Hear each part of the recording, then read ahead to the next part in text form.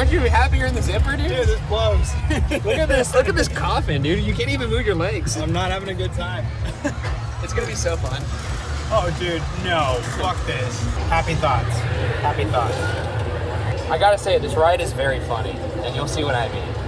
That's why there's these fucking padded bars here. Look at these bars. I hope it's strong enough to... These bars are padded. I hope it's strong enough to save us on impact.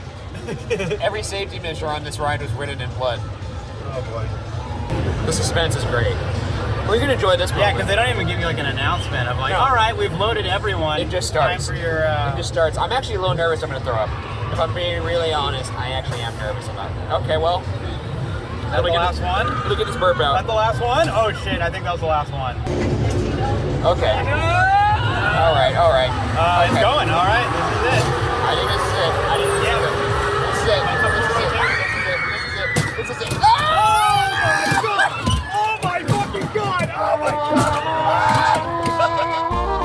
Welcome to For Your Amusement, a theme park podcast that aims to exhaustively evaluate the world's most popular theme park attractions to determine if they are world class. I'm Ryan Bergara. I'm Byron Marin. And for this episode's featured attraction, we volunteered to get into the CTE machine, known and feared by many as the Zipper, which you can find in just about every fair or carnival in America. And as always, please like and subscribe to keep us alive if you're watching the video version over on youtube.com/@FYA Pod, or if you're listening to the audio version, subscribe and rate the podcast 5 stars. And consider supporting us on our fourth wall, which is basically a more creator-friendly version of Patreon. You could join our fourth wall and become a park hopper, as we're calling it, by heading to FYAPod.com. Not only will it help us keep this madness going, but you'll also get up to 3 monthly bonus shows in addition to the free main show you're tuning into now. And finally, FYA Pod is also where our merch store is, which is, if you're watching the video version, you could see us wearing our little rides shirts, and we got our mugs.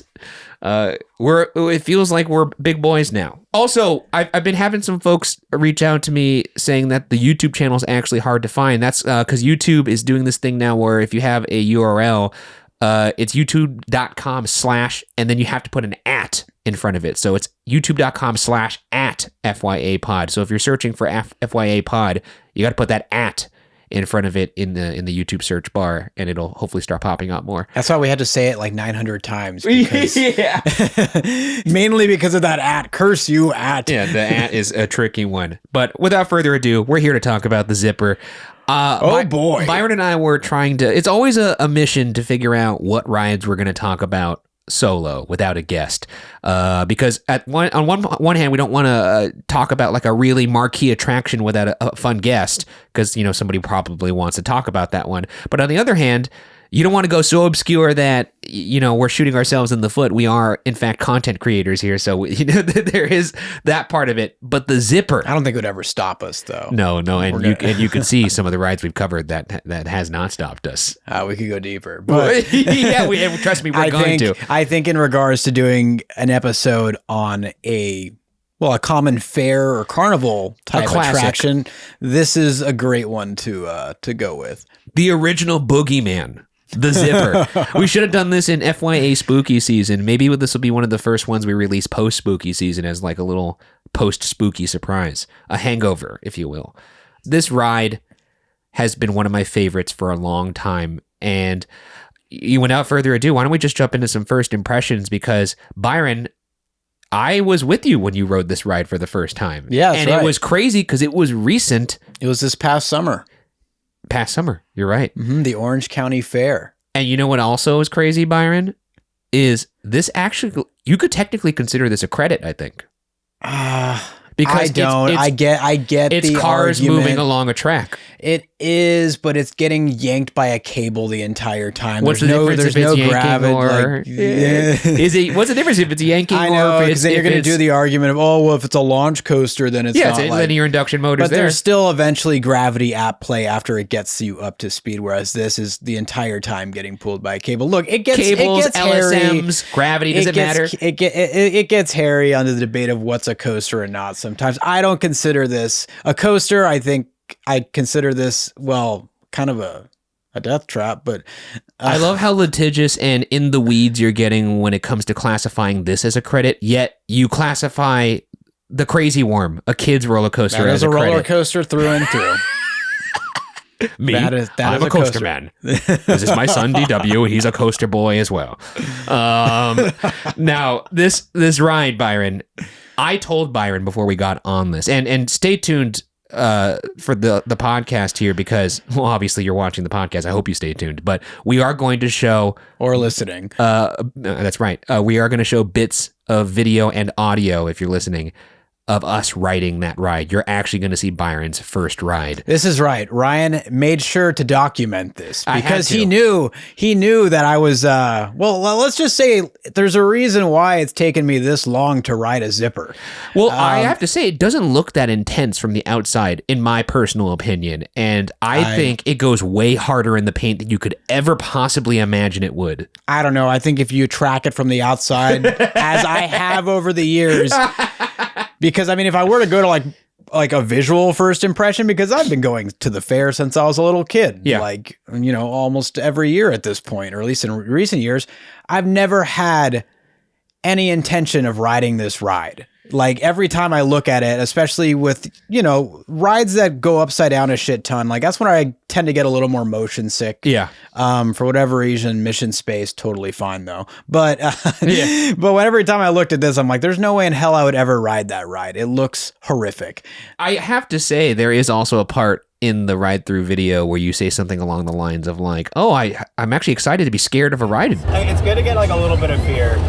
Because I've been afraid to be on a ride. you don't like being in enclosed spaces. I got to build that character. Because like that is true. It is scary. It's a scary experience. You get strapped into a cage. It's not comfortable. You know, all the safety precautions they're taking, each one of them that they implement, it makes you more and more nervous as you're going up on this thing. And but I will say, to your credit, you did talk me into doing this ride. I would have never ridden this unless someone else was like, hey, let's do the zipper. Like, I'm kind of one of those like scaredy cats in the sense that, like, if I don't want to do a ride, if no one else is bringing up they want to do the ride, like, I'll just pass by it. But if someone's like, hey, let's do the ride, I'm not going to be like, okay, I'm going to sit on the sideline. Like, or I'll just like poker face and be like, all right, let's do this ride. Yeah, the thing is, I don't know how much convincing I actually had to do. I feel like the extent of my convincing was, let's have a couple beers, let's eat a lot, and then get on the zipper and see what happens. We did have a couple beers. And see what happens. A little bit of that liquid courage. For science. Yeah. My first impression of this, I can't even remember the first time I got on this bad boy. I'm sure it was at the OC Fair, which is my favorite fair. But for those who don't know, the OC Fair is the Orange County Fair in Southern California. I feel like it's got to be one of the biggest fairs. I could be wrong. Maybe that could just be like Homer mentality. Yeah, but I mean, it's not. I don't think it's like Minnesota State Fair is a huge one. Yeah, that one's enormous. I bet you they have 18 zippers there. I don't know. Like, I've been to Oktoberfest in Munich. That is essentially a fair as well. Like, most of the time you're just I love a fair. Hammered, but people always love affairs. No, what? Mari, turn it off. Unbelievable. I love a fair. Unbelievable. A vowel. I'm sorry, fair. that was rude. It was rude. That was rude. I'm sorry, Mari. There's just, and this is a common misconception when it comes to myself and Byron, I would assume as well, is that when people just assume that we like only Disney parks rides, or even just Disney parks and Universal rides. I've over time started to get a huge appreciation and love for regional theme parks and the rides they have to offer. Like over the summer, I went to Alton Towers, and obviously the things that you get at a county fair or a carnival. I've always just loved rides, which is why I have the word rides over my left nipple right now. And on your hat. Yeah, which you can get at FFYAPod.com. Just a word to live by, just one. Exactly. Rides, exclamation point. And at the small expense of 20 to 30,000 views and listens, we get to cover the zipper. Yeah, that's true. And prove you all wrong that we don't just do Disney rides. Look, I think this is going to be our most popular episode yet. There's a bunch of zipper heads out there, and they're gonna assemble. There's dozens of them. Me chief among them. But no, I don't recall the first time I got on this bad boy. I do remember just thinking, this ride fucks. Like so much harder than you think it will. I know from the outside it does look scary. I will admit that. But it does not look like it's as nearly as intense as it is when you're, because there's a bunch of rides at the fair that are of the spinning you around variety. And I've been on them and they're like, okay, I could handle this. Even I recently went on the slingshot finally. That thing where you're sitting in that like orb that's attached to like wires and then they shoot you up into the sky. That was intense and scary, but not, I would say, a fraction of how intense the Zipper is. I still think it's the king.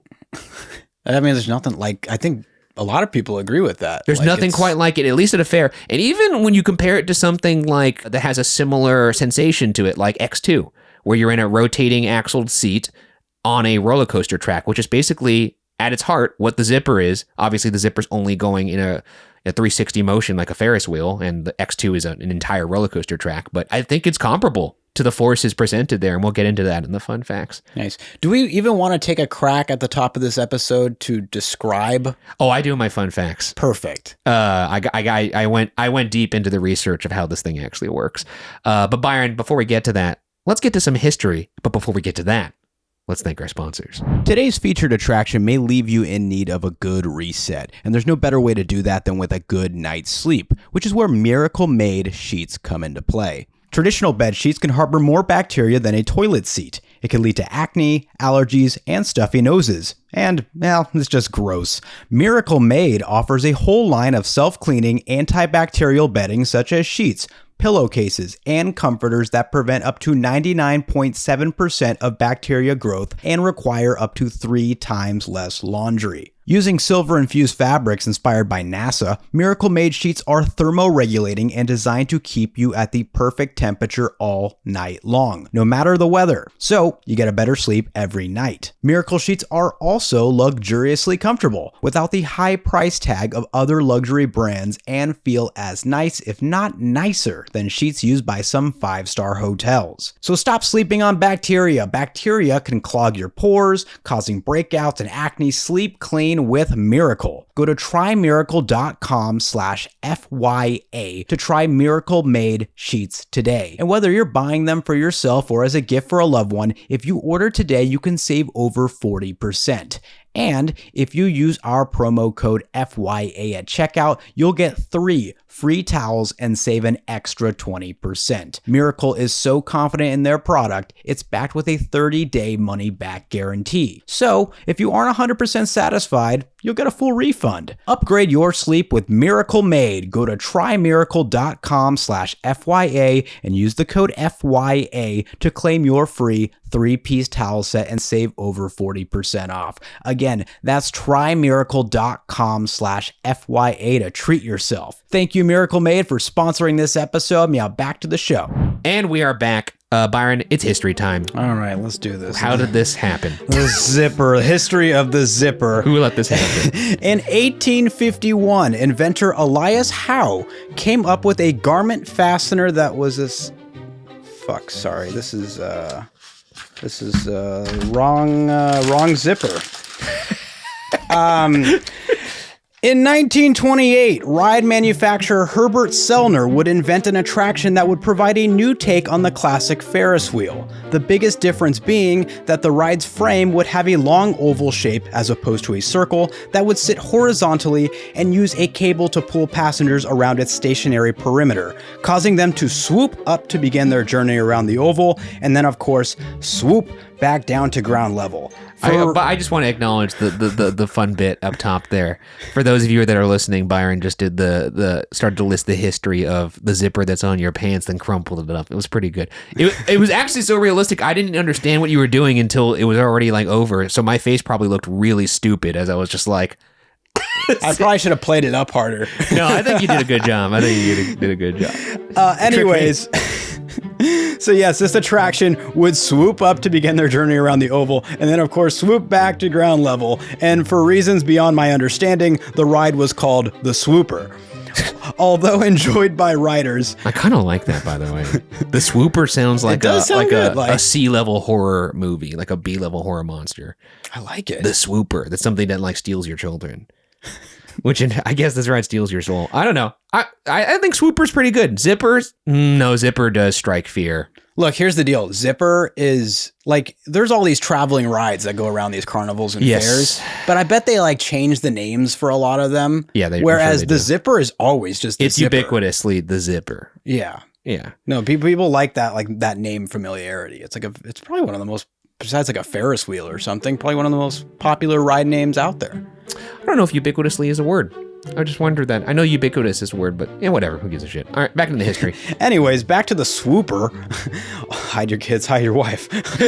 Although enjoyed by riders, only 15 swoopers would go on to be purchased and circuited by showmen before Herbert Sellner, the ride's inventor, passed away in 1930. Some believe this was also due to the attraction, weighing roughly 13 tons, being too heavy to efficiently transport. Despite this ride model being short-lived, it would perhaps lay the groundwork for the attraction we are discussing today. Because in 1961, Harold Chance of Wichita, Kansas, would start a company called Chance Manufacturing, which some of you sickos may know of today as Chance Rides. I gotta do a little sidebar here because in addition to all the flat rides and stuff Chance Rides makes today, they are a manufacturer of roller coasters. They don't do as many of them compared to a lot of the other big manufacturers we've talked about previously in this show. Yeah. But they are currently, I think they actually finished manufacturing the Hot Wheels roller coaster over near Phoenix, Arizona, which is going to be part of the new Mattel Adventure Park. So Arizona, you're finally getting a legitimate park in your state.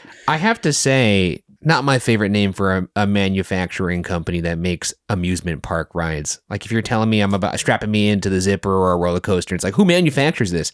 Chance. Take a chance. It's going to be fine. Especially when I could see the exposed trailer that the Zipper sits on. But, you know. Oh my gosh. So anyways, Chance would become known for manufacturing scale replica trains. This is during the 1960s, which would go on to make their way into various amusement parks and zoos. Ooh, eat your heart out, Walt Disney. Taking a page out of the Walt book there. A little bit. But by the late 1960s, it became apparent to the amusement industry that there was a collective hunger amongst teenagers for more thrilling attractions. And with teenagers serving as a major demographic in regards to fairs and carnivals, the team over at Chance decided to seize the opportunity to deliver a one-of-a-kind experience to the masses. As Mr. Chance would tell the Chicago Daily News in 1968, the public demands a good tossing around today. You have to treat people as severely as you can without hurting them. All right. So in 1968, Chance Manufacturing's Vice President of Engineering, Joseph M. Brown, would invent the Zipper, which he filed a patent for in 1969 and was officially patented August 3rd of 1971. The thrills provided by this attraction would gain high praise amongst thrill seekers, as various fairs and carnivals would quickly jump at the opportunity to get their hands on one of their own. Unlike the swooper model that had predated it, the Zipper was designed to be easily transported and would feature additional functions in regards to how it rotates its riders, taking the nature of controlled chaos to new levels of intensity. In addition to providing these thrills, the Zipper would also go on to carry a much darker reputation. This is due to the multiple accidents and fatalities that would occur on this attraction in the 1970s. These tragic incidents were mainly caused by the cage door swinging open mid-ride and ejecting passengers, and proved to be so severe that on September 7th of 1977, the U.S. Consumer Product Safety Commission would issue an urgent warning, in addition to evaluating the possibility of engineering a fix to ensure the car doors would no longer be at risk of opening while the ride was in operation. That sounds like it's for the best. Yeah, I'd say so. I can't think of anything more horrifying. I can't believe that happened. That's fucking insane. Yeah, I think that really, until that time, there wasn't like a legitimate department in charge of specifically some sort of authority. Evaluating, an authority on safety of that's good rides across the country. I think this also definitely established just the baseline fear that folks have in terms of getting onto carnival rides. Because I'm not gonna lie, I'm always scared. Sometimes when I'm even on like the spinning chair rides at the OC Fair, I'm looking at that chain that's hanging onto the seats and thinking, but that's horrible. So for some, this warning would serve as a deterrent, but for others, further enhance its already intimidating reputation. It is important to note that by the time of this public warning, there was already 93 zipper rides manufactured and sold, 80 of which operating in the United States and Puerto Rico, with the additional 13 being hosted across various international locations. That being said, fixing the issue and providing fail-safes to locking the doors made a lot more sense than discontinuing the ride altogether. Fast forward to present day, where over 220 zippers have been manufactured by Chance Rides over its nearly 6 decades of existence, with roughly 50 to 60 still in operation today. While very little has changed in regard to the ride experience itself, small enhancements have been made in more recent years, being limited to mainly safety and aesthetics. For example, Chance Rides introduced over-the-shoulder head restraints and has also, in recent years, updated their lighting packages to LEDs. That being said, the Zipper's signature ride experience has stayed relatively the same throughout its entire history, and there's simply no way to spin it, figuratively that is, in regards to its reputation. To this very day, the literal spinning induced by the Zipper either leaves riders in a state of adrenaline-pumping euphoria or face down in the nearest toilet and/or trash can. And I will close this history segment out by pointing out that we have mentioned the Zipper, as you already alluded to, in a previous episode of For Your Amusement, the one that covered X2, as the Zipper is the ride that inspired Alan Schilke to create that 4D coaster model. Makes sense. I mean, I didn't realize that actually was direct inspiration because, it's basically the same sensation. Yeah, it was one of Alan Schilke's favorite rides growing up. That guy's a real freak. How many zippers did you say were manufactured? Over 220, I believe. What I read was from it was an article from 2018 or 2019 that said 222 had been manufactured, but supposedly it's somewhere in the ballpark of 50 to 60 still operating today. Yeah, I haven't, and I guess we could go straight into fun facts now because I have here as of 2019. According to Coasterpedia, 222 zipper rides have been produced. I didn't know there was only 50 or 60 in operation. Yep, I only found one source that mentioned that. I don't know if it was the Toronto Tribune. I saw one of them the. talking about that, yeah. I think that was the only time I saw it mentioned, and it was they said in between 50 to 60. I couldn't find it anywhere else, and. It's been a few years since that article came out, so... It's also pretty varied. There are some amusement parks that actually run the Zipper year-round, two of which are Galaxyland and Trimper's Rides, but also... It's variable across the board in the sense of how it's even operated from even the safety precautions. Because if you recall, when we went on it on the OC at the OC Fair, there was no over the shoulder restraints. No, those are. I guess they could add they could, but no showman or no one running a county fair is going to. I think if you were to buy a new one today, because I actually pulled up, I found there's Chance Rides has their PDF documents where they they list their ride model, all the specs and stuff, which I'm sure you might cover, the rotations per minute, etc. Yeah. So they do, now they advertise, we have a restraint now, but all the ones that are currently in operation before they implemented those overhead restraints, they're not getting the overhead restraints. We didn't get the overhead restraints. Didn't. And we weren't sitting down either. No, kind of we were. Do you kind of sit down? Yeah, we were sitting down. Okay, Ours had these metal padded bars that look like jail cells that they would instruct you to hold onto the bar so you don't hit your head. I'd recommend you hold these bars like this giant caution sign that's right here in front of us. It says hold the bars in front of your face like a caged animal. Everyone knows the best kind of safety precautions are the ones that are optional. It's over the shoulder restraints. You could put them on if you want. Up to you. Yeah. No one gets into a car and is like, hey, you could put that seatbelt on if you'd like. It's a law. As I recall, we just had a cage slammed in our face and we had the padded bar that went across our midsection with, I guess, a couple of things to hang on to. However, though, if you do put those over-the-shoulder restraints on, it might staple your ass. I guess people feel more secure, and that's fair, and that is an extra fail-safe. No, they don't feel more secure. They are more secure. That undoubtedly more secure. Yeah. But continuing with the fun facts, the Zipper is typically 2 minutes, and hilariously, it's listed on Wikipedia as ride duration recommended 2 minutes. Yeah, because essentially you could. But it listed how a doctor prescribes things to you. The recommended dosage of the zipper is 2 minutes. It also lists a maximum duration, which is 2.5 minutes. If you took this to a doctor, you'd have to have a doctor's note to be like, the doctor said I could ride the zipper for 4 minutes straight. So how much time will it take for people to feel like they got their money's worth? And then how much time will potentially result in a lawsuit? And that's the range you got. You got a 30-second window. By the way, do you want to take a guess at what the world record is for the longest someone rode the zipper in a row? Oh gosh. Seeing that the maximum was 2.5 minutes. Riding it straight? Straight. Okay, I'm going to go with 35 minutes. And I'm going to guess for whatever reason it was Michael Jackson. Wait, you knew this. Oh, you son of a gun. I was like, wait, how did you know this? 35 minutes held by one Michael Jackson. He actually owned a zipper at the Neverland Ranch, his home. I am sad that it was spoiled for me. Is unfortunately, it is something. Sometimes the fun facts always pop up in the stuff you're reading on the history. And that was one I knew was going to come up in the fun facts. So You got to take it with a grain of salt, though, because this claim comes from Michael Jackson himself. And the only place I could really find it listed that it's a world record was on michaeljacksonofficialsite.com, essentially.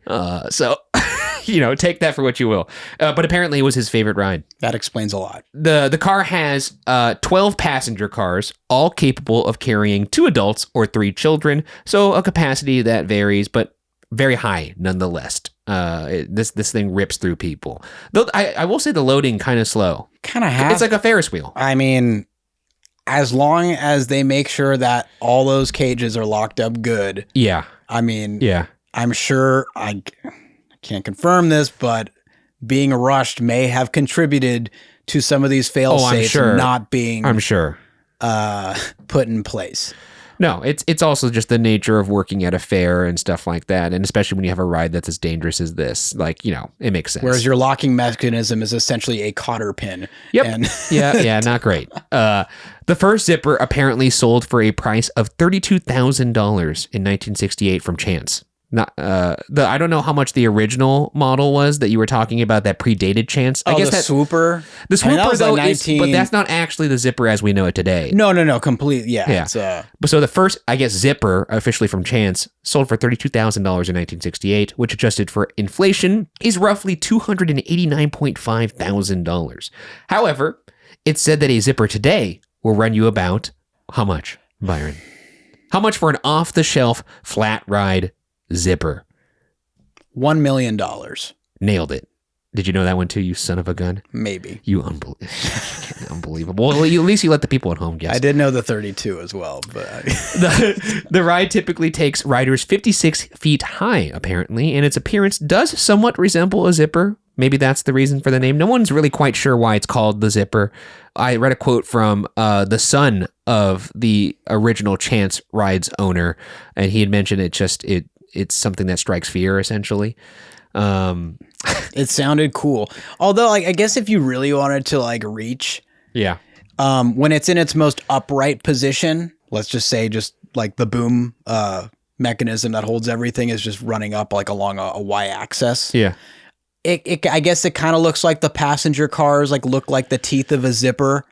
In the middle being see. It's a reach. It's a reach. That was the only thing I could try and wrap my head. But I think ultimately there's the zipper. They're just zipping through this thing. They're zipping around cool. the corners. Yeah, maybe it's zipping around the corners. Speaking of how this ride works, let's get into it. How does this maniacal machine of mayhem work? This ride is basically 12 passenger cage cars affixed to a giant oval-shaped boom that is mounted onto a support arm, and that is mounted onto a trailer, which also serves as transport when this ride is folded up, and it serves as a counterweight when the ride is in action. Horrifying. I watched a video on YouTube from start to finish of them setting up a zipper. I don't recommend you watch it before you ride the ride. I know of this video. I'm glad I watched it after I went on the ride. Yeah, me too. I'm not gonna lie. It's not a dig on anyone that was assembling it. They're doing a terrific job, but just the virtue of any sort of like traveling fair carnival ride that is essentially, it's a trailer. It's and transported on a trailer, and the trailer serves as the base. And if the trailer is on, let's say, dirt or grass, like most fairs, you got to balance it. You know, sometimes when you would go to your grandma's house and you put down your like beer on the table, and then like the table will be kind of wobbly, and then she'd be like, "Oh, just fold up some cardboard and put it under one of the legs." That's basically what they're doing with these trailers, except instead of cardboard, it's just wooden cribbing, which is just like little blocks of wood. Yep. Disturbing. Yeah. Disturbing to say the least. They just unfold it like a transformer. They really do. Anyways, it comes on a trailer. It unfolds on the trailer. The trailer serves as a counterweight. And like I said, it is a boom, an oval-shaped boom that has all these passenger cars attached to it. And that is attached to a support arm that is sticking out of the trailer. Yeah. And when we say oval-shaped boom, for our viewers, I have the patent right here. Yeah. We'll throw the imagery up there. Yeah. Like the oval shaped boom, like for listeners, like imagine if you took the framework of like a Ferris wheel and just squished it together. Yes. And you just essentially created a big long oval. Like that's the path that this thing is traversing. That's actually a really good way to explain it. The other way I had written here is the oval shaped boom is rotated 360 degrees. Think of it like a giant pinwheel, except instead of a flower shape that's being rotated around, it's an oval shape, a long oval shape. Along that oval shape are these 12 cars that are attached to it. Then, on top of all that, the 12 passenger cage cars are all attached to each other via a wire. And the wires are attached to wheels on the opposite ends of this oval shape, which then rotates and pulls the car cages along the track. There's a track along this oval shape that all the cars are attached to. These wires yank them around this track. So in reality, you could think of those, I guess they're called shears or sheaves. Yes. So yeah, it's all serves as like if you think of like a pulley system. Yeah. It's essentially, like a pulley. Yeah. Instead of the rope going around, it's these cables. It's like roller coaster cars. Basically, this is kind of almost like a roller coaster that's moving in a circle, but the roller coaster track itself is attached to a giant pinwheel, which is then being rotated 360 degrees. And on top of that, the cars that you are riding in the cages are on axles that are free moving, and that allows them to spin a full 360 degrees.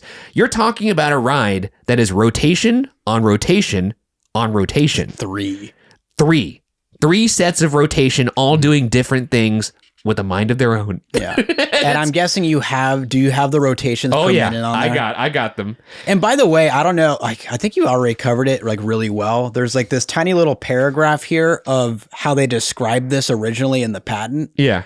Yeah. I don't know if it's worth saying. I think you covered it pretty well. Oh no, yeah, go. But this is from the creator of the ride, or the inventor, Joseph M. Brown. I didn't actually read this part. The abstract. This is from patent 3,596,905. Abstract: an amusement ride consisting of a tower movable from a horizontal position on a trailer to an erect position and including an elongated oblong structural member or boom. Got We're all talking that? about the ride, right, Byron? Not something else. Look, this is Joseph Brown. I don't know what was on his mind when he was writing this thing. Oblong. But this movable, the member of the boom centrally pivoted to the upper end of the tower.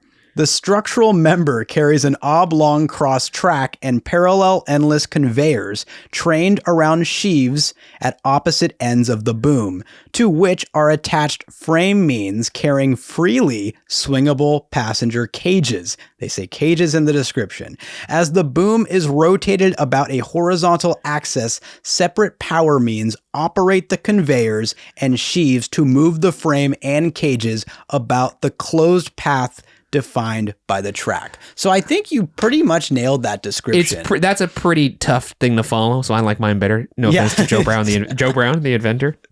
But his name is Joe Brown, right? Yes, Joseph M. Brown. No, nice, cool. I nailed it. The cages, what's difficult, the only thing that's kind of difficult to explain is I call them cage cars. Now, the cage cars aren't like just lying on the track. The cages are attached to these arms, which allow them to, rotate, and then the arms extend onto the track, and so it kind of extends the cages out from the track itself, which then allows for the free rotation. So like they aren't cage cars technically, but like they're cages attached to arms that are attached to the track, which are essentially like make them giant cars. It's weird to think of it, but you get what I'm saying, I think. Anyways, this ride basically is a bowel destroyer. Like, and that's due to the high G-forces because of the rotation on rotation on rotation, which results in very intense vertical Gs, which typically range, and this is variable because it depends on the operator and the weight of the weight distribution of the cage itself, depending on who's sitting in it. Anywhere from 2 to 3 vertical Gs is typical, which is a lot. If you didn't know what a vertical G is, that's 2 to 3 times the force of gravity on your body for a carnival ride. Speaking of G-forces, the original incarnation of the Zipper rotated the oval-shaped boom at 11 RPM and a cable that pulled the cars at 7 RPM. That probably means nothing to you. But let me explain why that's a lot. This created G-forces that were literally deemed unsafe due to all the whiplash, bruises, and back injuries, and last and definitely not least, heart attacks. This amount of force apparently allowed the operator, this is insane, the combination of the 11 RPM on the oval-shaped boom and the 7 RPM on the cables allowed the operator to continuously spin each of the individual passenger cars for the entire 2-minute duration of the ride, which comes out to about 8 full rotations between the edges of the boom. That's making people do 8 full front flips in addition to continuously rotating them. To put that in perspective, today the Zipper boom operates at 7.5 RPM and the cables at 4 RPM, aka half the speed that they used to back in the day before they got wiser. And so, correct me if I'm wrong. I'm just trying to create the best descriptor here. So, the 7.5 rotations, that's the boom itself, right? Yes. The main structure. So you could imagine that finishing for like RPM its is entire, rotations per minute. Yeah, so it's finishing an entire structure, which includes all the passenger cars, getting them moved around that circuit 7 times in a minute. Yes. In addition to that, your individual car is moving around the perimeter of that structure 4 times per minute. Yes, and back in the day, it used to be 11 and 7. And if you've been on the Zipper, you'll know that when you get whipped around the edges of the boom where the wheels are, it literally whips you around. It's got the same kind of effect as like a slingshot when you go from behind somebody in like racing. It really just jacks you around there, and boy, does it make your cage flip a lot. Yeah, we didn't even get to the cages are flipping during this, and that has to be more relative to the weight. Well, 'cause that's those what are I'm just saying. Free spinning. 8 rotations. You could be literally back in the day. You were That was the original 8. You were 8 rotations continuously before. flipping the entire time. There was no time where you were not.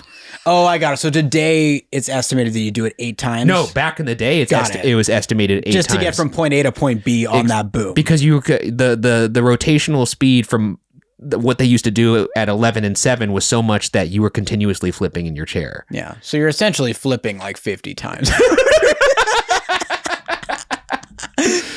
And like I said, those numbers don't mean a lot until you contextualize them, because those numbers back in the day are 2 times as fast as they are today. Just imagine, if you will, Disneyland running the carousel or Dumbo at 2x the speed, and just imagine the projectiles emitted from the children in the form of churros skewering the various umbrellas of Fantasyland, and you'll get a good idea of how fast this bad boy used to run. Anecdotally, just looking at the Zipper and how fast it moves today, I can't even imagine it going 2 times as fast. I feel like it wouldn't hold itself together. I don't No, dude. It It's already crazy. looks pretty intimidating. I'd like to say I probably wouldn't get on, but I would, because I'm a sicko. Anecdotally also, I've been on the Zipper before where there is no padding in the cage, which is absolutely bonkers.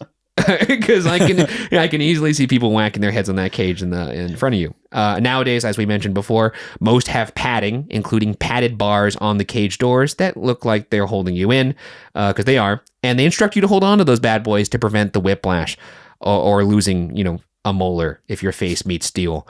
I mentioned already before that I watched people setting this bad boy up. It literally is just transported on a trailer, like they're transporting like fucking King Kong or something, or the T-Rex in Jurassic Park. West Coast Shows was the first buyer of the Zipper. They ordered 3 before the first one was ever completed. This comes from DOD3.com. I think this is like a blog site. And I just had to just take this from the site because they perfectly sum up the horrific soundscape offered by the Zipper in this quote from that site. Quote, in full motion, the ride sounds like a cacophony of hundreds of rolling wheels, rubber farting tires, electric whirs, and steel doors jingling as the pods tumble end over end. End quote. You know, sounds you don't want to hear when you're on a ride. The last thing you want to hear when you're on a ride is the ride. That's something that makes your butthole clench real tight, for me at least. Well, luckily, people scream so loud on this thing that's true. It probably helps. Oh, that's why they blast that loud music throughout the fair. You know, on all these rides. Yeah. All like that crazy dubstep. They got like Lil Jon playing. We were laughing so hard when we were on this in the video. I'm very excited to show this video.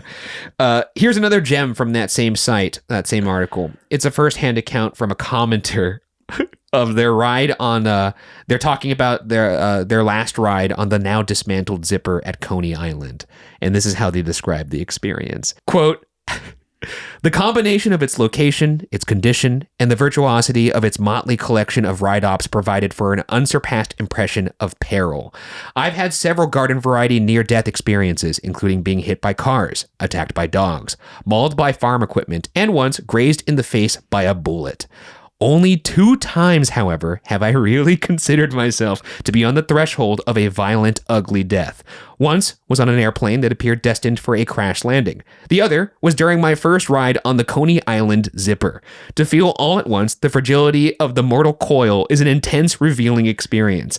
On the plane, I felt resigned to my fate and grateful that my brief life had in many respects exceeded my expectations. On Zipper, in the midst of a seemingly endless forward freeze spin, I felt blind. I felt blind animal panic, even though I knew the odds favored my survival. I could not bring logic to bear on the sensations I was experiencing. That's something I probably won't get to experience again from a $3 flat ride. End quote. Fantastic. It's true. There are times on the Zipper when you really feel, am I ever going to stop flipping? Because from my recollection, we flipped at least 3 or 4 times in a row. And which you could see in the video, because my necklace is flying all over the place. Anyways, go check out that article at thedod3.com/ and this is not me making this site name up. This is just the name of it. It's called thedod3.com/ white trash carny rides /zipper / the Zipper has been named by Popular Mechanics as one of the strangest amusement rides in the world. Golden Wheel Amusements has called it, quote, the most requested midway ride of all time, !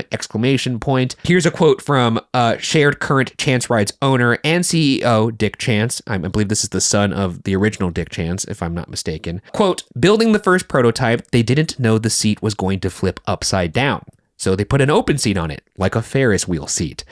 My dad and his chief designer at the time, Joe Brown, got in it, and it went round and round, and it never flipped over. Then they got off and put some sandbags in it. Afterwards, the Zipper put the sandbags out of the ride.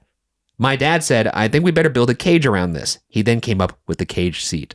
So this is actually very similar to even Walt Disney. He was one of the first, I think he was the first rider of the Matterhorn, and it showed there's like him testing the system of like riding the bobsled kind of like vehicle into like a haystack, if you recall that. There's famous images of that. So these guys got on the Zipper without a cage. I can't believe that. I can't wrap my head around how they weren't killed.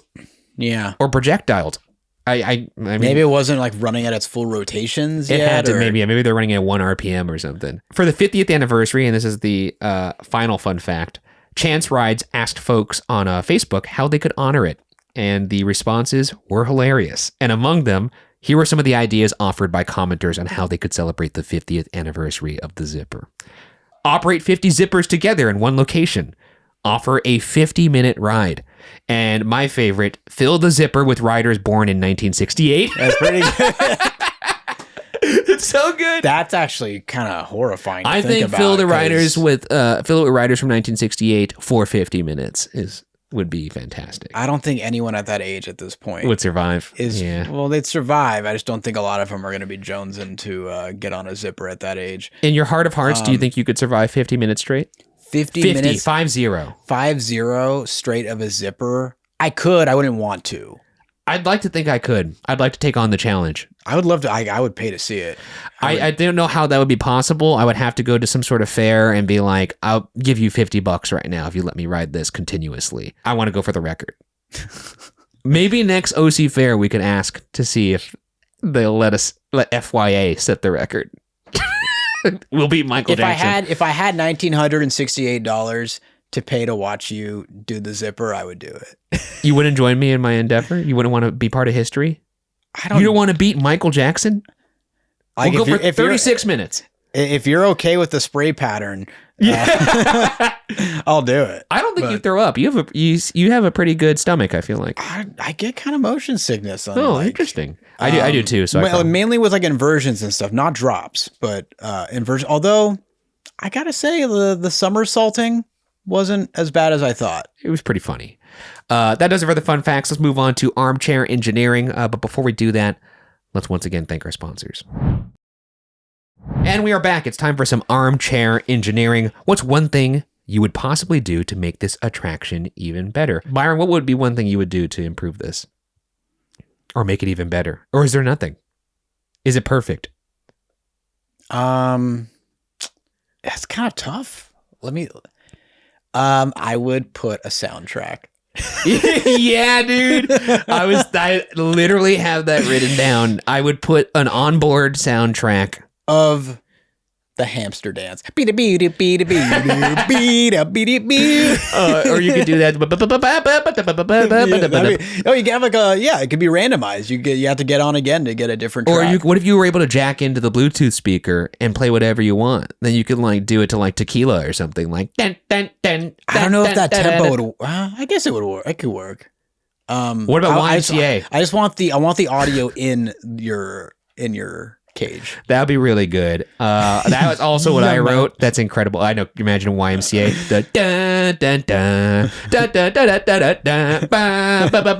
And you just start flipping. Amazing. Well,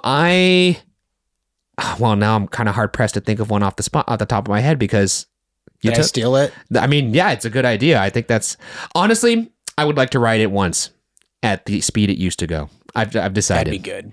Just one time. Maybe on the anniversary of it, every year they operate it at two times the speed. Perpetually spinning. Just flipping the entire time. Just You're gonna feel like you're spinning like days after you go on that. I remember because I went back when I did shoots for Shark Week. Like we wouldn't touch land for like multiple weeks. So by the time we finally got back to land after being out at sea that long, I remember I'd be like in the shower 2 to 3 days later, and I would feel like as if the ground was like still like moving. I don't know if this is possible from a physics perspective, but imagine, you know how the arms that are holding the cages are attached to the track, and at the attachment has wheels, and that's how it's moving around the edges of the boom. What if, in addition to that, and the free-flowing nature of the axles were also on slots that allowed the cages to move along the arms?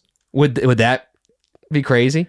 It'd be crazy, but I think they should try it. They take your chance. Yeah, sure. Take your chance. Let's make the zipper more intense. That's what everyone's asking. We take 6 to 8 oolong booms. Yeah.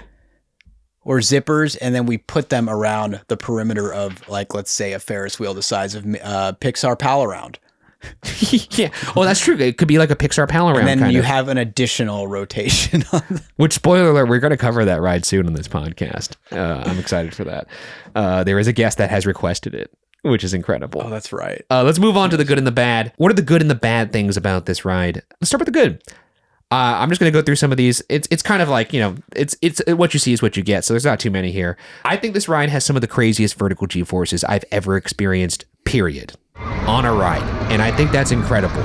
Given, you know, no matter how many bells and whistles Disney could throw at something, or Universal, or any of these big shots, you still can't beat, like, the blue-collared nature of the zipper. It's incredible in terms of just the intensity of the forces. It's probably one of the most American rides. Yes, honestly, it is probably. Yeehaw! It's Yeehaw the ride, essentially. That's what they call it. Yeah, gotta say, it's like I think it's one of the most intense rides I've ever been on. I would have to agree with that. If we ever do another top 5 episode, which we don't know how you guys received the most recent one we did with Offhand Disney. Maybe you hated it, maybe you loved it. We could do a most intense rides of all time. That'd be good. But yeah, this ride is crazy. The sheer force of whipping effect that you feel when you rotate around the wheels is just thrilling. It's spellbinding. It's terrifying. It made me relive that first drop on X2. Yes, when you do the front flip. Yep, at the bottom of that, except like, no, you're not dropping 200 feet into that front flip. But you're doing that's pretty insane on X2. You're doing it continuously. But you continue doing it, and then they flip. Then they do it backwards. They send you the other way, right? I don't think so. Did they not? Why did I think there was like 2 segments too? No, I feel like they can do that. I think the ride doesn't end when you think it's going to end. Oh, that was good. Oh, we're doing it again? Yeah, dude. Oh, shit. Oh, boy. Oh, fuck. Oh, no. Oh, my God. Never really having any awareness of where I am in the ride, or if I'm right side up or right side down, or upside down, rather. I have that as a good. I just like that. I think it's funny. The only time you have any idea of where you are is when you're abruptly flung over the top, or it looks like you are immediately just going to face plant on the ground at the bottom. The simulation of just flying off of a building and landing on your back is crazy. Those are the moments where I feel like this should be illegal. It should be. Anyway, at one point it was. I like the variable nature of it. Due to the free movement of the cages on the axles and other factors such as weight of the riders, you can have cages that flip a shitload, or minimally, but still a lot. Last time Byron and I got on it, we had just ate our body weight in fried food at the OC I did not fair. actually. I did. That was the only reason. That's probably one of the main reasons why I was down to go on it. I tried everything I could, and I wanted to test my body, and I washed it down with several beers. I recall on that ride flipping at least 4 to 5 times through the totality of the ride. I feel very confident in that. Yeah, we could count it. And I think we flipped at least 2 times consecutively, maybe 3 times. You know what? Let's just watch the tape really quick. Oh, we were actually talking to FYA fans right there. And that we talked to some FYA fans in the other car that said, I'm shitting myself. Let me actually up the brightness on this. Hang on. I'm also stressed when I'm shitting myself as well. Hey, we got this. I don't think we got it, but it's going to be okay. I bet like gymnasts would do really well on this ride. Oh, I'm sure. Because you get the twisties. I actually am like legitimately nervous. I don't remember any of this conversation. No, I'm going to fast forward. Okay, here we go. Your fear, by the way, Byron, when we cue this up, right before we go over, is really funny. Okay. All right. It's going, all right. This is it.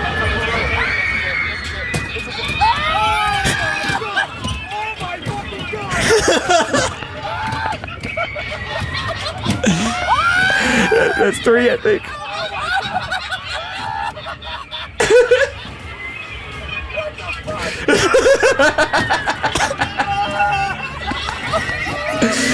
I'm counting several flips, by the way. Yeah, just judging by my necklace, which is helpful because it shows when the necklace is on the top of the cage.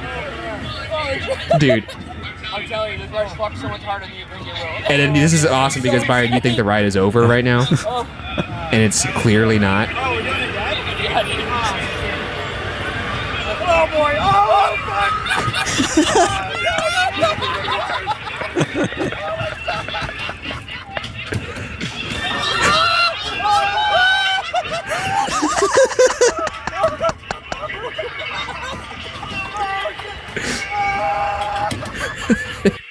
It's torture. It's a torture machine. Moving on. Last good I have here. I love how innocuous it looks from the outside, in my opinion. And now I realize that's kind of dumb. Actually, I have more goods I didn't realize. I love the horrific noises produced by this thing, as evidenced by that quote I read earlier in the fun facts.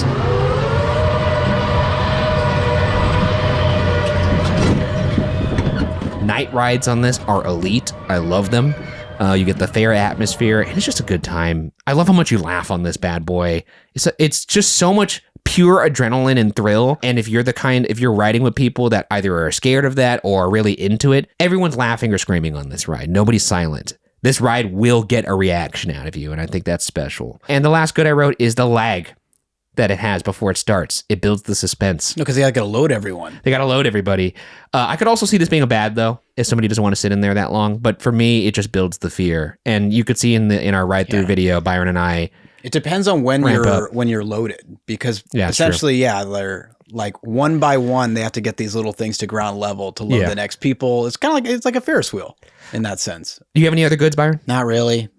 Builds character, makes you feel alive. It does. It's as they say, the closer to death you are, the more alive you feel, and that is a quote from the movie Rush. Okay, I was wondering who that was from. Was it James Hunt, the character in Rush? I never saw Rush. It's a really good movie. I'll have to check it out. It's one of my favorite Ron Howard films. Moving on to the bads, I don't have barely any, honestly. One bad is something that could honestly, there is a danger element to it, and that's just as a result of its history, but also just the fact that it's a fair ride. I always feel a little scared on fair rides, so it can make an anxious person like myself uncomfortable, and the fact that the ride itself is not very comfortable. Like the actual seating arrangement, it's not a pleasant setup. They literally close a cage on you like a coffin door. And it's claustrophobic as shit. I do wonder how the over-the-shoulder model differs. If it's more comfortable, if it takes away some of the thrill. I haven't seen it, honestly. I never experienced it. I will say, you know what is a good?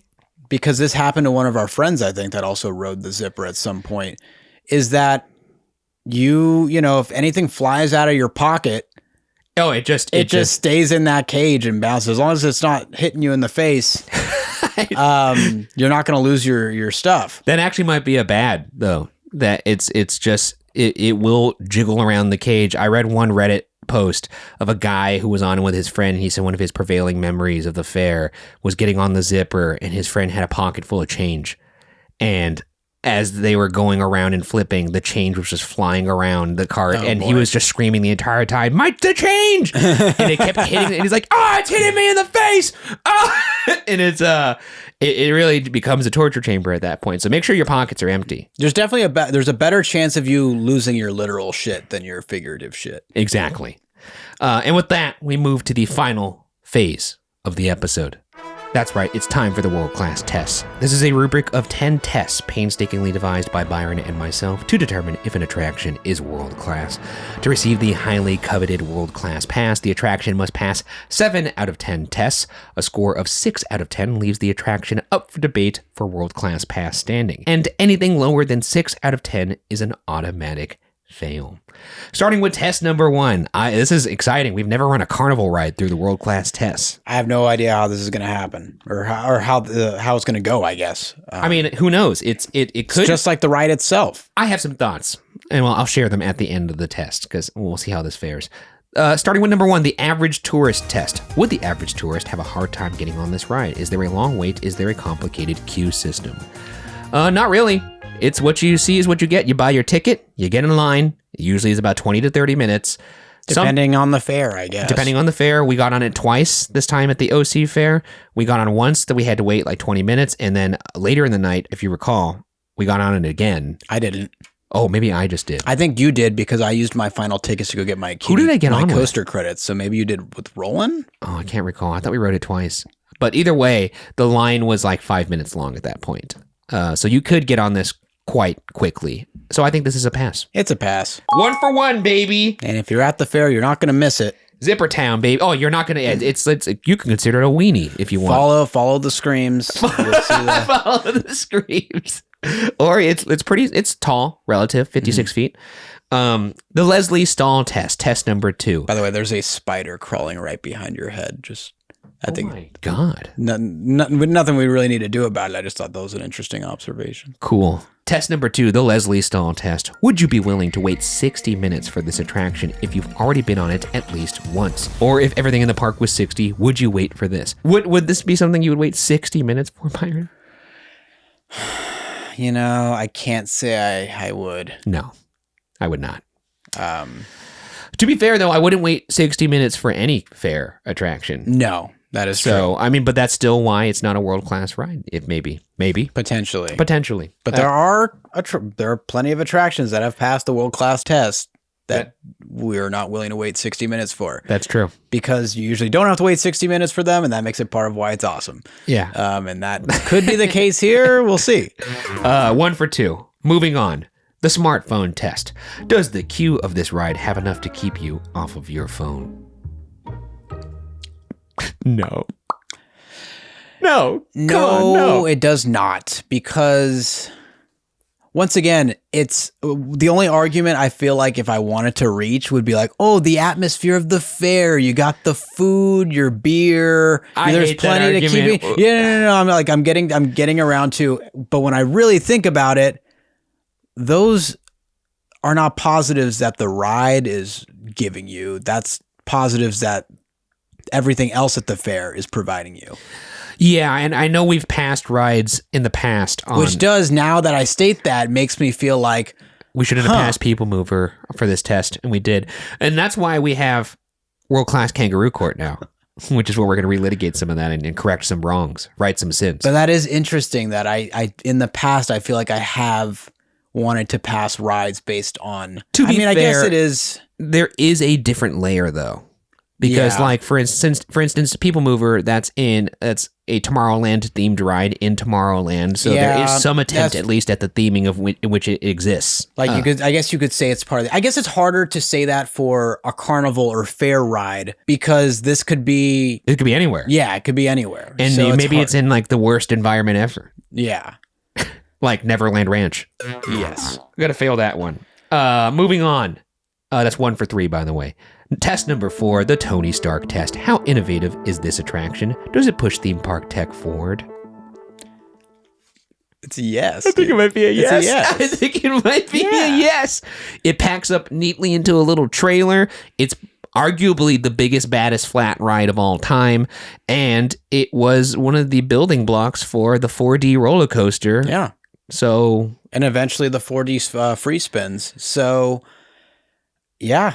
X2 is one of my favorite roller coasters. Me too. I think so, I think it's up there for a lot of people. So I think it will continue to push theme park tech forward, and I think it created a monster, the standard for carnival and fair thrills. I think it took it to another. I think it really did take the amusement park industry. There's like 4 or 5 4D coasters now in the world. Something around there. There's one in China. There's Ejinika over in Japan. Of course, we have X2 here. But then, in addition to that, S&S made like a smaller version of it called the free spin, or it's a free spin model, and that's like in at least 5 or 6 locations. Oh, so even at this more. Point in the States, and they're continuing to make them. So, what is it? How you pronounce it? Ejinika? It's Ejinika or Ejinika. One of the maybe it's Ejinika. It's that's 2 supposed E's. to be the most intense 4D coaster. Well, it's X2, but then they like basically made it better. They smoothed out all the rough patches and any sort of dead space that was on X2, if you believe in such a thing. Yeah. Dead space on X2. Cut the fat on X2, yes, please. That's essentially what they did. Yeah, because there's so much fat. Yeah. 2 for 4, that's a pass. I'm glad we were on the same page there. I didn't want to have to fight you. Test number 5. The Hollywood test. Can this attraction be adapted for the silver screen? Does it have a comprehensible story? No. I think the story of the zipper would be a lot more compelling. Oh, how it got created. Yeah. Kind of similar to that Johnny Knoxville series on HBO, Action Park. Yes. Which I never watched. Me neither. I should watch that. Maybe we'll watch that and cover that as like a bonus pod over on our fourth wall. Yeah. Test number 6, the Simpson test. How likely is this to be replaced with something new? I don't think it can. It's always moving. You'll never catch them. No, it's never, they're never, this ride will never go extinct. No. I think, like internationally, I don't think it has as big of a presence anymore. I think there used to be a bunch of them in Europe, and now like supposedly there's like only one or something that floats around Europe. Maybe I don't even know at this point. But like in terms of the United States, if there's still so like any county fair you go to, yeah, you're probably gonna find this. And you already said it before. It's one of the only flat ride fair rides that is ubiquitous in its naming. It's across the board. Everyone knows it as the zipper. It's synonymous with the fair. I feel like I could talk to anybody who's gone to a fair before and ask them, hey, can you name 2-3 fair rides. They're going to say the Ferris wheel, which might be named anything at any of these parks, the Zipper, and probably your haunted house. Yeah, and I think if they ever get too old, they'll just buy another one from Chance Rides. No, it's never going away. It's like really their bread and butter. I feel like, confident in saying that. That's a pass. 3 for 6. Moving on. We're doing okay, actually. Test number 7. And look at this. It's gonna probably pass the scoring of some Disney rides and some Universal rides. There you go. You know what? Wherever you are in this country, You have the opportunity. you don't need a Disneyland because you got a Zipper. That's right. And I think that, that's really cool. Like I'm really glad that we do get to cover parks and attractions. Well, not so quick. We might it might not score another point. We don't know. You never know. Okay, sorry. If it's not world class, everyone, then don't go on this. Wherever you live sucks. That's true. Test number 7, the signature moment test. Can this ride hold its own without its signature moment? Is it a one-trick pony? It's the definition of a one-trick pony. It's a one-trick pony. Yeah, that's a fail. It's got various forms of rotation, but essentially it's that combination of them that makes the Zipper, and it's doing the same thing literally the entire time. It is a one-trick pony. But it's a good trick.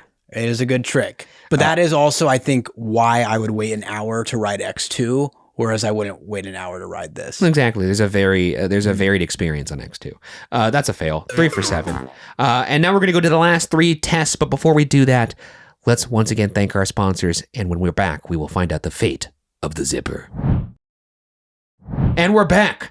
Let's get into the last 3 tests. We're at a score of 3 out of 7. Moving on to test number 8, the premature detraculation test. Does this ride finish too soon? No, it's perfectly timed. And in fact, there's a maximum listed on Wikipedia because they're concerned for you. And and if Wikipedia is concerned for you, you should be concerned. So 2 minutes up to 2.5 minutes. I think that's a perfect amount of time. Any more than that would qualify, I think, as torture in most states. I think it's an excellent ride time. You don't want it longer. You certainly don't want You'd feel a little cheated, maybe. Unless you're Michael if Jackson. It's shorter, but no, I think they found the perfect ride length. I would like to try and ride it for 36 minutes, though. So if there's anybody who could help me make that happen, hit me up in the comments. I'll be there. I'm serious. I'm not kidding. I will ride this ride for 36 straight minutes, and we'll see if I'm the same after. You imagine it just jiggles my brain against my skull, and then like he was never right again after that Zipper thing. I would be worried for you. You're not going to ride with me? You'd abandon a fellow? I'll be worried with me too, I guess. That's right. That's 4 for 8. Moving on to test number 9, the exit hall test. Do you see people be physically excited getting off of this ride? Do they have that bounce in their step? Yeah, they do. They got that bounce to the toilet. Yeah, they're bouncing or they're stumbling. But like I said, you are going to feel something on this ride. You're either going to be laughing your ass off like we were, or you're going to be screaming for your life. Both result in a level of excitement. I've never seen somebody get off this ride indifferent. You get off at thinking, I can't believe this shit exists. You get off with an opinion. That, it very much has the bounce. It has the bounce. A definite pass for me. No, it's an absolute pass. 5 for 9. We are 1 point away from getting this into debate land, and anything could happen there. Oh, yeah. Yeah, test number 10, the fine wine test. Has this attraction aged well? Has your opinion of the attraction appreciated or depreciated since your first experience? Or if it's a new ride, do you believe it will age well? I'm going to just go ahead and get this out of the way. This is a pass for me because the fact that they're still around, it's one of the OG flat rides. It's a classic. And I do think every time I get on it, I appreciate it more and more for the experience that it offers you in such a small, compact, transportable package. I think it has aged well. And over time, they're improving it. Yep. And the improvements are very slight, which is a testament to how well this ride was designed. Yes. With the exception being the safety features, which they are. I'm talking about in terms of the ride experience. Yeah. Excellent. Incredible. Transportable, affordable for these fairs and carnivals. Yes. The ride experience itself has remained, for the most part, the same since 1968, which is crazy. I know they had to bring down the rotation per minute. In regards to fine wine test, I think that does help it age well. I don't think it's spinning the entire time would make a lot of sense. And the safety measures. Safety measures, that's a big thing. I think previously you had to put way too much trust in the ride operators who have to pump a lot of guests through this attraction. There were no bumpers. So yeah, you had to have extra fail safes, which they've added. They have the over the shoulder now on the newer models, although I think most of them going around, you're not going to have Probably that. not. But yeah, I gotta say that safety has been increased in recent years. I don't recall any big incidents or accidents that have happened. The last one that I could think of was 2006, and that was before the over the shoulder restraints. But yeah, overall, it's just it's still doing its thing, and it's still like one of the most coveted carnival and fair attractions out there. And look, there are rides that have, horrible things have happened on rides at Disneyland or in any theme park. So I don't know if that's like exactly a knock specifically against this one. It was unsafe at one point, obviously, and then they did things to correct it. So I think over time, as they've kind of, as you alluded to earlier, it's a well-designed ride to the point where they could turn down the intensity with the switch of a button, going from 11 and 7 to 7.5 and 4 RPMs respectively when it comes to the boom and the cable speed. So I think this is aged like a fine wine. I'm not gonna lie. I think it's a classic, and I think it's a pass. It's a pass. Let's go. You seem like you really want to get this one across the line. Oh, now it comes to debate land, Byron. Oh, do you want to go first, or do you want me to go? You go first. Okay. You know what? I'll go first. How about that? No, you decide. What do you want to do? I'll go first this time. Cool. Nice. I'm going to argue that, oddly enough, it is a world-class attraction. Okay. Mainly because it exists in so many places. It's so synonymous with the fair-going experience. Yeah. And for those brave enough to take this on, it is kind of like it's a ride for the people. It is. You don't have to be near a big Disney or Universal park. You could pretty much be anywhere in the United States, perhaps even more places, maybe not as much anymore, but... And it makes it more accessible also from like a financial standpoint too. Yeah. Like economically. And when you think about like classic signature carnival or fair rides, this is right there at the top.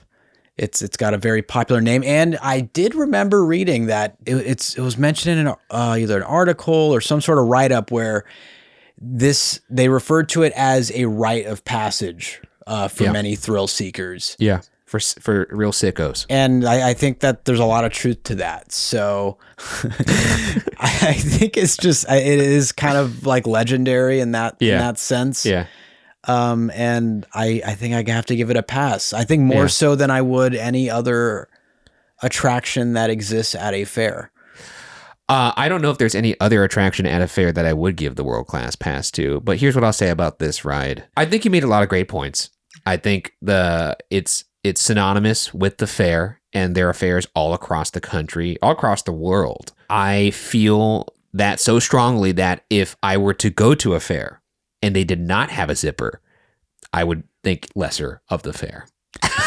I would have my opinion would be tainted, because I feel like in order to have a fair, you got to have your starter set. Like any base model of a car, it has to have certain settings, or for it to be, a Prius or something like that. And when it comes to a fair, you have to have your base model. You have to have your Ferris wheel. You got to have your zipper. And then you probably have to have some sort of haunted house attraction, which is like, those are the standbys, the staples. And I feel like this is one of them. I feel like most people know what this ride is. And if not, they've heard of it, or they've looked at it and been scared of it, or they've been on it and they've either loved or hated it. Mm-hmm. And I do feel like the experience offered is a truly world-class thrill experience from the perspective of just like what it's actually physically doing to your body. There's not many rides in the world, including all the big guys, that can do the things that this thing does to your body. With the exception of perhaps like a couple places. Like X2. It's like you can only get this experience at the fair. And you can't say that about your run-of-the-mill Ferris wheel or your haunted house ride. The vertical G's, the movement of flipping free axle in your seat while going over rotation on like a Ferris wheel type device, you can't get that anywhere else. The only place you could get that is on X2. And in terms of thrill, the only time you could get that kind of simulation is on something like X2. And if you're telling me that a ride is offering something that the only other place you could get that is on a world-class coaster, one of the scariest roller coasters in the world, one that's been listed as a demonic roller coaster, yeah, I think we're talking about a world-class attraction. That's true. And I gotta say, like the rush I got getting off this ride this past summer, incredible. I haven't felt that sensation of fear and disorientation in quite a while, and it was a really truly a one-of-a-kind experience. It really is. And I think you could say something's world-class because it's only available in that one place and you'll travel to go there, or you could say something's world-class because it's all over the world. And that's a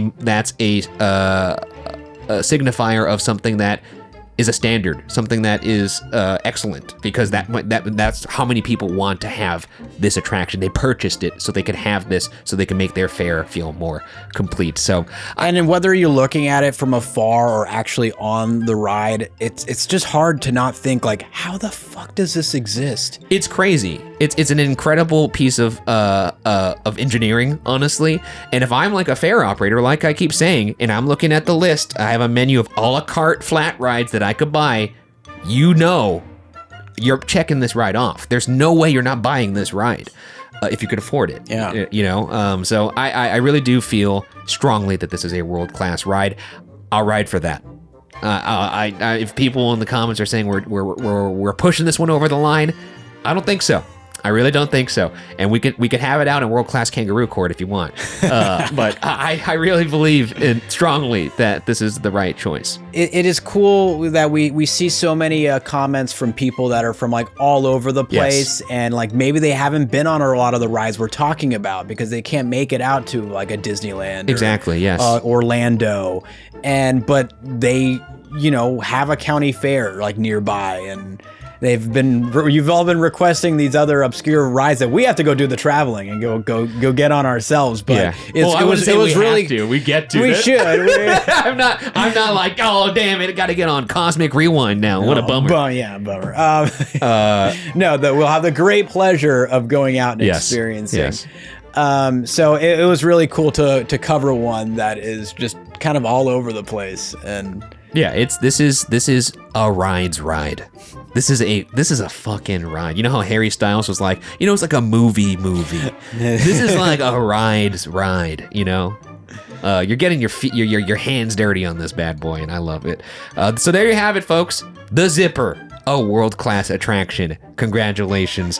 That does it for this episode of For Your Amusement. If you're watching, make sure to leave a comment, and subscribe to keep this channel alive. And if you're listening, please rate the podcast 5 stars and subscribe as well. And consider supporting us by joining our fourth wall and becoming a park hopper, as we're calling it, by heading to FYAPod.com. As mentioned up top, it'll help us keep this madness going, but you'll also get up to 3 monthly bonus shows in addition to the free main show you just watched and listened to. And also, you'll find our merch there as well. Follow the pod socials at FYAPod everywhere, across all of them. I'm also at Ryan Bergara everywhere but Twitter, where I'm at Ryan S. Bergara, and Byron is at Byron A. Marin across all socials. Thank you for spending your time with us. Enjoy the rest of your day, and we'll see you on the next ride.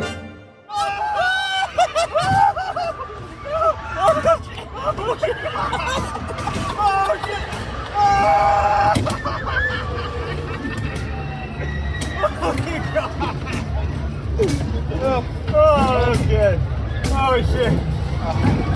The beginning of that second round with the front flip was gnarly. It's X2. Oh. It's X2. Oh my God. I'm a little nauseous, I'm not gonna lie. That was a good call. Very funny. It's very intense. For no reason at all. Yeah, that was good. That was new. The flips. There's so much force in those flips. It really catches you off guard. It looks so simple from the outside. You think you know what it's gonna feel like, and you have no idea. My brain's actually fine. It's my stomach that's like, hey, buddy. My stomach is confused right now, for sure. This swinging back and forth is not helping. Oh my gosh.